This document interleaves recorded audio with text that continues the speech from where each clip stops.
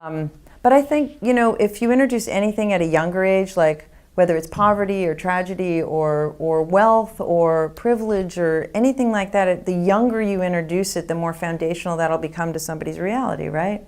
So if you introduce fame young, like you said before, you've really kind of gotten a sense of who you are, and one of the ways you get a sense of who you are is you go out and you try different reactions, different outfits, different ways you are with your friends and all of this. But the minute you become famous, that stops because you can't rehearse you can't go out and experiment anymore. Like everything you do or say that's your final statement, So when we see like Britney Spears, when she shaved her head, I think she was quite young, or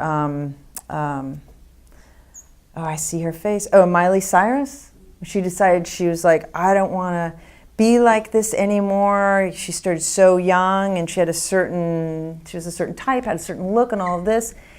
She didn't have the luxury of just like exploring, cutting her hair off and dressing differently and all this. She had to do it in a super public way.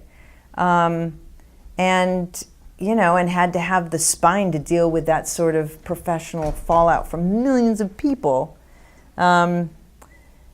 Anyway, so yeah, when it gets introduced young, or when you're older and fame gets introduced, I feel like your one is able to, like all those other elements I talked about, you're able to kind of deal with it at a more, a little more arm's length. It still gets in there and messes with your head, but at least you have a better perspective on it.